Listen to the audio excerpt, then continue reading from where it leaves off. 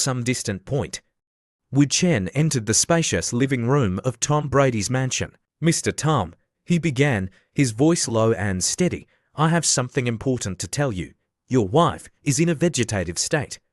She can't perform any actions. You need to face reality." Tom Brady's face contorted with anger. "You're saying she's a vegetable?" "No, she's just angry with me. She's just angry." Wu Chen remained calm in the face of Tom Brady's outburst. "Mr. Tom, I understand your feelings, but you need to face the truth. I know about the accident 8 years ago. 8 years ago, your wife was pregnant and about to give birth. Your company had trouble with a gang. You chose to lead your men into a fight and entrusted your wife to your brother, Tom Huss. The roads were slippery due to heavy rain. Tom Huss's car overturned. Although he tried his best to save your wife, the car exploded. Your wife not only lost the baby, but was also thrown by the blast wave, becoming a vegetable. Your brother, in order to protect your wife, suffered severe facial disfigurement and injuries. Mr. Tom, although you won the street fight, fate played a cruel trick on you.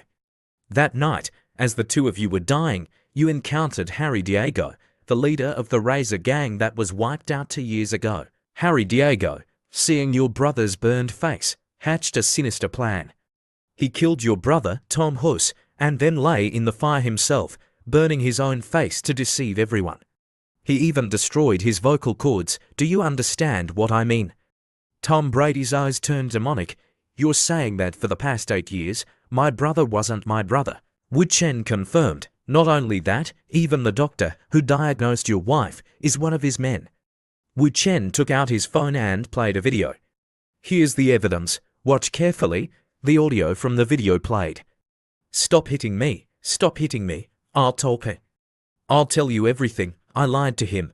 I said she's recovered 60%, but is just angry and doesn't want to talk." Tom Brady looked at his wife with worrying and love. Wu Chen continued, "For the past 8 years, you've been taking care of your wife out of guilt, while Harry Diego has been embezzling company funds, recruiting people, and preparing to revive the Razor gang. Harry Diego has been poaching the most from Dong Hui, and Dong Hui will definitely not sit idle by. There will be another bloodbath." Tom Brady muttered. "Lead it in the right direction." Wu Chen knew that Tom Brady felt guilty towards his wife, so he played on his emotions. "If you really want to do something for your wife, lead your company back in the right direction. Don't let your wife, who always hopes you'll walk the right path, be disappointed. If you agree, Miss Tong here can help you get rid of those people." Tom Brady looked at his wife with tenderness. "My love, I have to go and take care of some things. Be good. I'll be back with you soon." Tong Din, seeing this scene, thought to herself, "What a sentimental man." 2 hours later, on the outskirts of New York, number 69 and Harry Diego stood before a pit. 8 years. These hidden funds and belongings are finally coming in handy. Number 69 asked, "Is this all of it?" Harry Diego laughed sinisterly. "Don't worry, your salary for next year won't be short. Not to mention, the money here is enough for 10 years. As long as these things are here, as long as my smart brain is here, I can definitely start over." Unexpectedly, number 69 pulled out her gun and shot Harry coldly. As she was about to pick up the bag of money, Wu Chen arrived. "Excellent, excellent."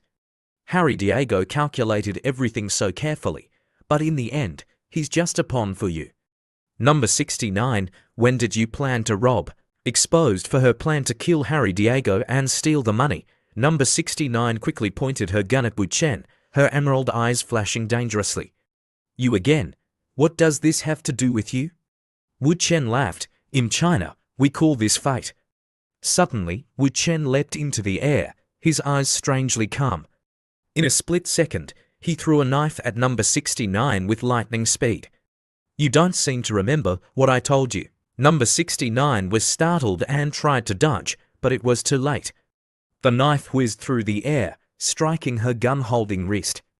The pain forced her to drop the weapon. The sound of metal hitting the ground echoed. Seizing the opportunity, Wu Chen charged forward with incredible speed. He reached out and grabbed number 69's neck, his large frame like a steel wall, blocking all her escape routes. "You don't stand a chance against me, number 69. Number 69 groaned in pain and struggled, kicking her legs against Wu Chen, but the difference in strength was too great. Every punch and kick she threw was like hitting a rock. Her breathing became ragged, her eyes filled with panic. Stop struggling. The more you struggle, the tighter it gets. If I accidentally choke you to death, it'll be troublesome. Number 69 refused to surrender, but she knew the fight was over. Her body gradually went limp, no longer able to resist. Wu Chen whispered in her ear, "Actually, if you don't resist, I can loosen my grip a bit to make you more comfortable." He loosened his grip slightly, enough for her to breathe easier. "Now you can talk." Number 69 glared at Wu Chen and cursed, "You bastard." Suddenly, a voice came from the trees. Should we save Number 69? She seems to be at her limit." With a thud, he jumped to the ground. Wu Chen glanced at him and smiled enigmatically. Interesting, another one." Wu Chen looked at the man and asked, "You are Number 18, here to rescue Number 69. Number 69, seeing him, cried out, "Number 18, save me." However, Number 18 replied coldly, "No, we aren't some friendly club." He swiftly drew a pistol and aimed it at Wu Chen. "You know the rules. If captured and escape is impossible, one should end it themselves." Wu Chen pressed Number 69 down firmly, thinking, Number 69 must be handed over to Tong Din safely. She can't die. Number 18 smirked. "Want to take Number 69 away? She's in my hands now. You don't need to worry about what happens next." As soon as he finished speaking, Wu Chen and Number 69 vanished. "No one can escape my gun," Number 18 shouted into the empty air. Wu Chen's voice came from a nearby tree. "I don't think your shooting skills are better than mine."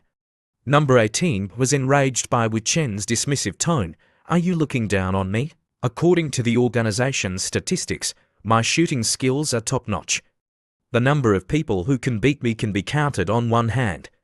Wu Chen proposed, "How about a bet? If I win, I'll take her. If I lose, you can do whatever you want with me." Intrigued, Number 18 asked, "What kind of bet?" "You choose a target. I can make your bullet miss. Want to bet?"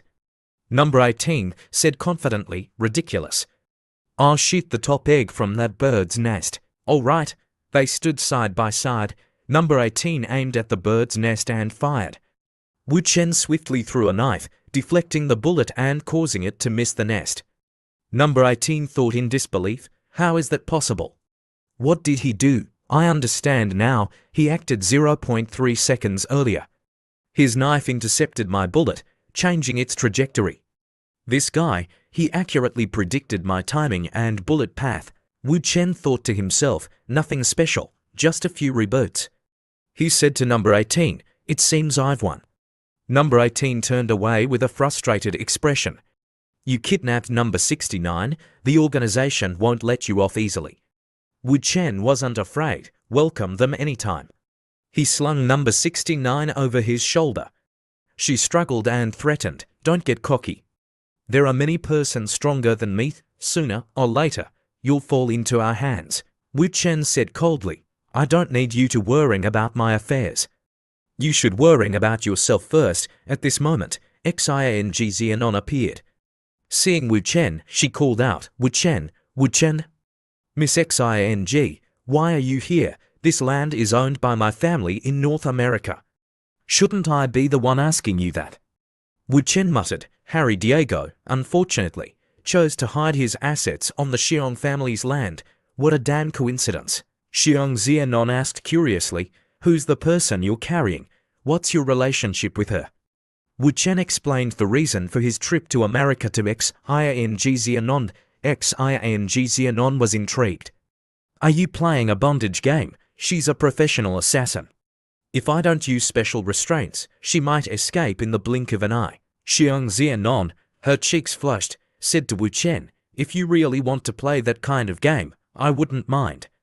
"Miss Xing, you've misunderstood." Xing Xianon threw herself at Wu Chen and hugged him.